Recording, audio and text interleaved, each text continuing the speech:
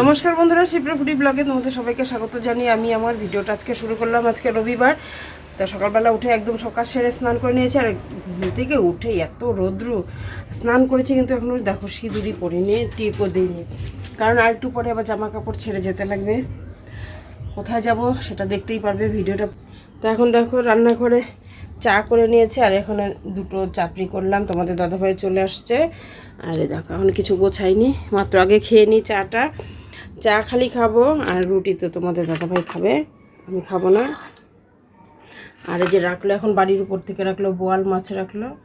প্রথমে মাছ রেখেছে, তারপর বললাম একটু মাথা রাখো, লাউ দিয়ে ঘন্ট করে খাবো। আর যে গরম, ফ্যান ছাড়া তো কথাই বলা যায় না। আর সাথে থাকো, দেখতে পারবে খুব ইন্টারেস্টিং একটা ভিডিও আজকে তোমাদের সাথে দিতে চলেছি। তো বন্ধুরা দেখো, আমি এখন একটু শাড়িটা পরে নিলাম। রাজদের বাড়িতে গিয়েছিলাম, সব কিছু একটু বের করে দিয়ে এসে এখন শাড়িটা পরে যাব, পুজোটা করে দিয়ে আসি। আবার এসে রান্না আছে, দেখো 11:30 বাজে। তোমাদের দাদাভাই তো খেয়ে কাজে যাবে, তা কালকে একটু ভাত বেশি নিয়েছিলাম, আছে ভাত আর তরকারি, চাল বেশি করে নিয়েছিলাম।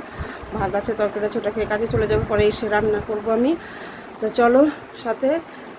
সেই গরম, বাপরে বাপ, এই গরমের মধ্যেই পুজো করার, বউরা যে শাড়ি টাড়ি পরবে, ও তোমাদের তো বলতে ভুলে গেছে। তো আমাদের এখানে মানে বিয়ের পরে যে পুজোটা করতে হয় সবারই করে, মেয়ের বিয়ে হলেও ছেলের বিয়ে হলেও পুজোটা করতে লাগে। তার সাথে থাকো, দেখতে পারবে, খুব ভালো লাগবে ভিডিওটা। তো আমি চলে গেলাম রাজদের বাড়িতে, গিয়েই তো সব জোগাড় করছি। বারান্দায় বসে আগে বারান্দাটা না সুন্দর করে পরিষ্কার করে নিলাম, কারণ ওর মা তো করতে পারবে না এই সমস্ত পূজার কাজ বিয়ের পরে। তো আমাদের এখানে সবারই এই রিচুয়ালটা থাকে যে এই ব্রতটা করতে লাগে। তাহলে ছেলে মেয়ে হোক আর বউ হোক, যেই হোক, যার যেটা হোক, সেই কিন্তু বিয়ের পরে আমাদের এই অষ্টমঙ্গলার থেকে ফিরে আসলে ছেলেদের এই পুজোটা করতে হয়। আর মেয়েরাও অষ্টমঙ্গলায় যখন আসে এই পুজোটা করি। তো এখানে বিয়ের শাড়ি পরে নিয়েছে ওরা। তো বিয়ের শাড়ি বলতে বেনারসি পরে, এত রৌদ্র, এত গরম, বিশ্বাস করবে না বন্ধুরা। এই যে বোম্মার বাড়ি পূজা হচ্ছে, এই যে রাজদাদার টোটোটা খুব ভালো, নতুন টোটো। এই দেখো বোম্মা বসলো।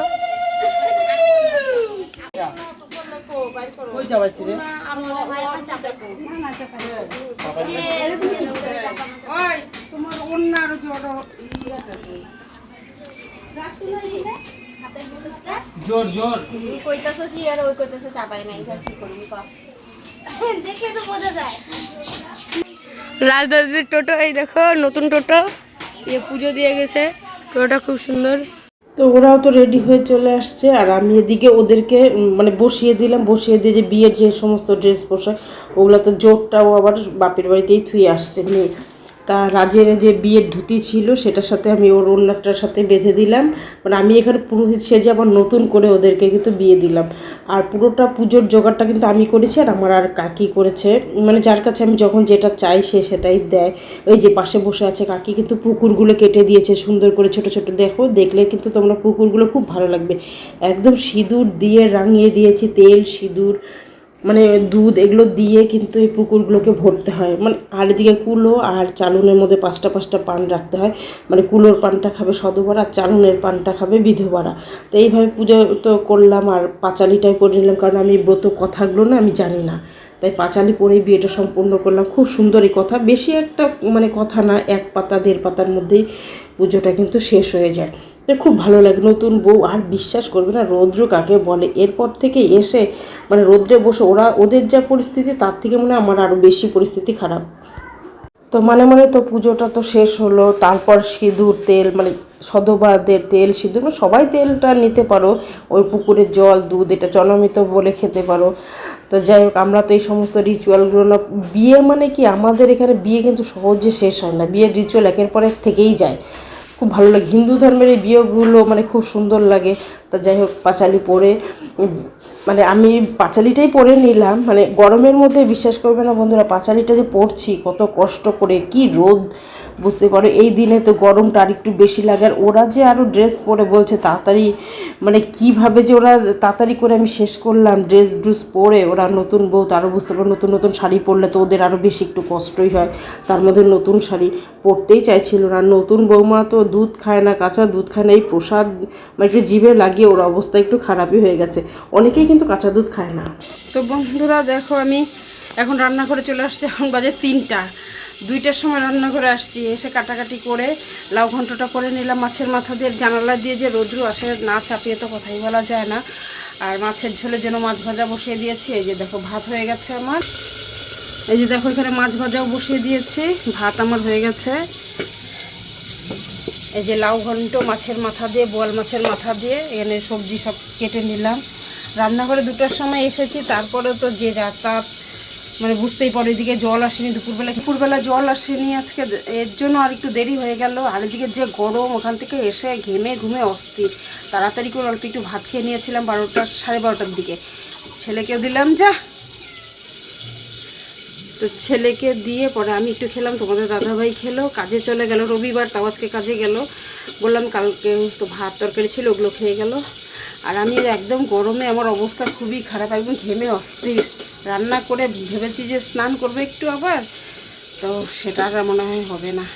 আর মাছ যে হারে ফুটছে কড়াইতে, আমার তো বোয়াল মাছ মানে সেই ভয় করে। তো বন্ধুরা দেখো, এই যে আমার রান্না শেষ হলো মাত্র, এখন বাজে 4:30 ঘড়িতে।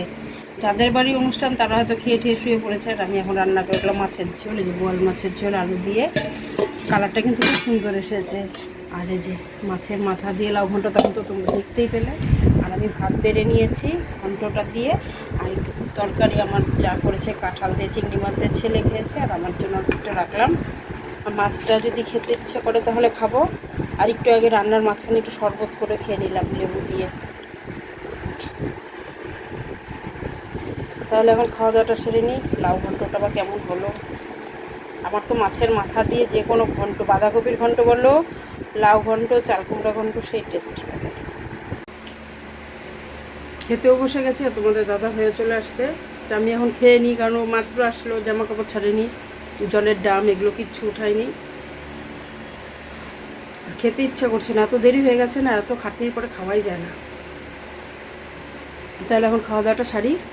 তো বন্ধুরা এখন বাজে সন্ধ্যা 7টা, বলতে বেশি 7টার বেশি হয়তো বেজে গেছে, জানি না, 7:30 পৌনে 8টা হয়তো বাজে। এখন আসলাম রান্নাঘরে, চা করলাম, চা করে মুড়িটাও মেখে নিয়েছি। তারপর কারণ একটু দেরিতে করে চা খাচ্ছি, আজকে দুপুরে খেতে খেতে প্রায় 5টা বেজে গেলো। আমিও খেতে বসলাম, তোমরা দেখতে পেরে আমিও খেতে বসবো, তোমাদের দাদাভাই চলে আসলো। তারপরে আমি খেয়ে উঠে কোনো রকম করে খেতে দিলাম। তারপরে বিকেলবেলা জল আসলো, আবার জল ভরলাম, সব খালি ছিল, জল ভরে একটু রেস্ট নিলাম। হাত মুখ ধরে, গরমের দিন বুঝতেই পারো, একেবারে জামা কাপড় একদম ঘেমে অবস্থা খারাপ হয়ে যায়। পরে জামা কাপড় ছেড়ে হাত মুখ ধুয়ে একটু ফ্যানের শুয়েছিলাম, থেকে উঠলাম, উঠে এখন চা করে নিলাম, একটু মুড়ি দিলাম। তোমাদের দাদাভাই বললো কাসন্দ দিয়ে মুড়ি দাও।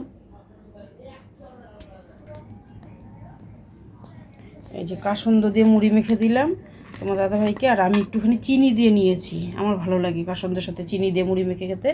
আর তো চা হয়ে গেছে, চলো ওই ঘরে যাই, ওই ঘরে গিয়ে দেব।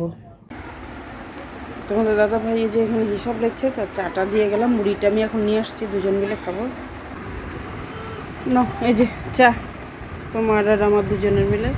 আর দেখো তো কাসন্দ দিয়ে মুড়িটা মেখেছি, কেমন লাগছে খেতে। ফ্যানের হাওয়াটা শরীরটা মানে এখন ঠান্ডা লাগছে। সারাটা দিন আজকে যে গরম ছিল না, আজকে গরমে মানে ক্লান্ত ছিলাম। ফ্যানের হাওয়াটা শরীরটা মানে ঠান্ডা লাগছে। এখন তো চাটা খেয়ে নিয়ে গিয়ে, বেশি কথা বলবো না, চাটা ঠান্ডা হয়ে যাবে।